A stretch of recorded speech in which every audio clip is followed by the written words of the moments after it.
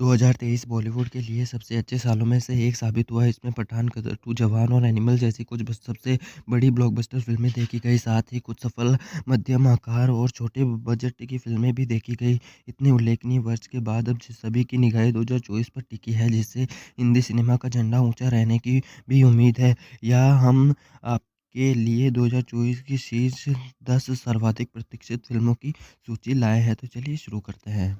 First film है fighter. निर्देशक सिद्धार्थ आनंद की फाइटर का एक से अधिक कारणों से बेसब्री से इंतजार किया जा रहा है। बेहद सफल पठान के बाद ये उनकी अगली फिल्म है, जिसने शाहरुख खान को अपनी जीत की राह पर लौटने में मदद की है। इसे भारत की पहली हवाई एक्शन फिल्म माना जाता है और इसमें कुछ जबरदस्त एक्शन और हवा में स्टंट दृश्य है। फिल्म की प्रचार सामग्री से यह भी संकेत मिलता है कि यह देशभक्ति से भरपूर है। अंत में फाइटर में ऋतिक रोशन और दीपिका पादुकोण पहली बार एक साथ अभिनय करते नजर आएंगे।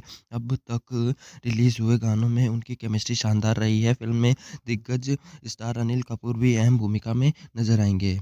सोराराई पोटरो की रीमेक। इस फ़िल्म में उम्मीद होने की बड़ी वजह यह है कि ये प्रशंसित और सफल तमिल फ़िल्म सोराराई पोटरो की रीमेक है। फ़िल्म जिसमें सूर्या मुख्य भूमिका में थे और सुधा कोंगारा द्वारा निर्देशित थी।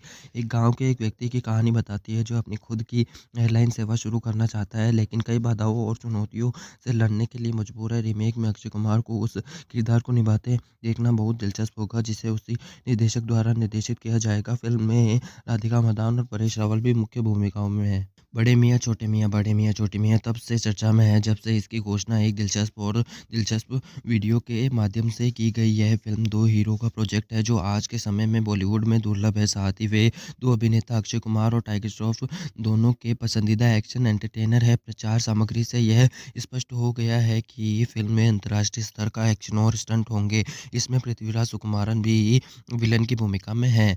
चंदू चैंपियन। निर्देशक कबीर खान की 83 बॉक्स ऑफिस पर बड़ी सफलता नहीं थी, लेकिन फ़िल्म को 1983 क्रिकेट वर्ल्ड विश्व कप के मनोरंजन के लिए ज़बरदस्त सराहना मिली, जिसे भारत ने जीता था। उनका उनका अगला प्रोजेक्ट चंदू चैंपियन भी एक स्पोर्ट्स ड्रामा है, क्योंकि यह भारत के पहले पैरालंपिक गोल्ड मेडलिस्ट तैराक मुरलीकांत पेटकर और देश के लिए उनकी उपलब्धि पर आधारित है। इसलिए चैंपियन के बारे में अधिक जानने में बड़ी सब दिलचस्पी है।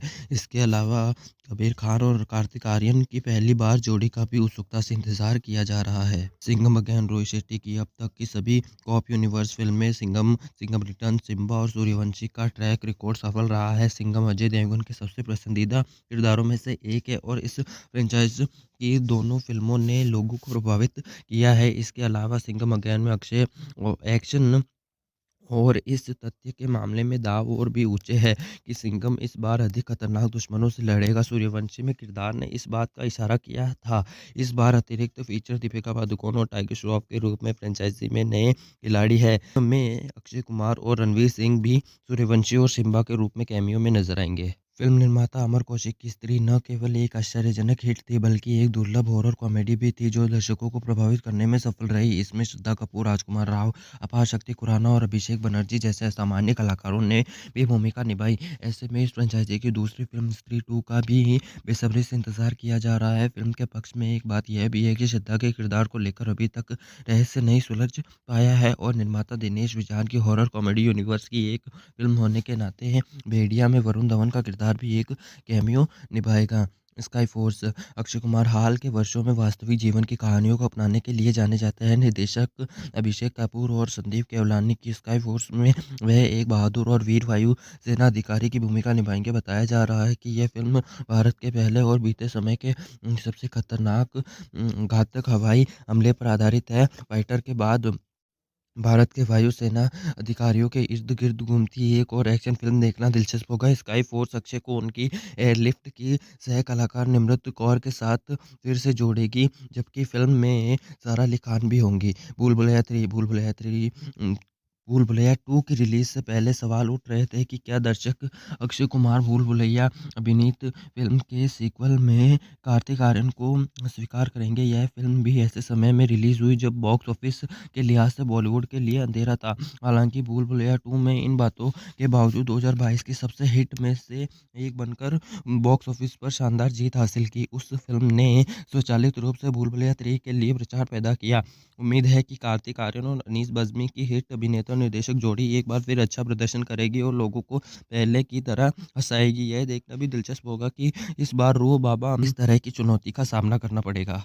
रेड 2 फिल्म निर्माता राजकुमार गुप्ता की रेड आयकर छापे के बारे में एक प्रभावशाली अपराध नाटक बन गई। फिल्म में अजय देवगन ने एक ईमानदार आईटी अधिकारी की भूमिका निभाई थी जो एक भ्रष्ट मंत्री का भंडाफोड़ करता है, जिसका किरदार सौरभ शुक्ला ने निभाया है। इसलिए रेड 2 से भी ऐसी ही उम्मीदें हैं जिसकी हाल ही में घोषणा की गई थी। नायक के रूप में अजय देवगन की मौजूदगी इसके इंतजार का पर्याप्त कारण है। यह देखना भी दिलचस्प होगा कि इस बार कौन बेनकाब होगा और विलन का किरदार कौन निभाएगा।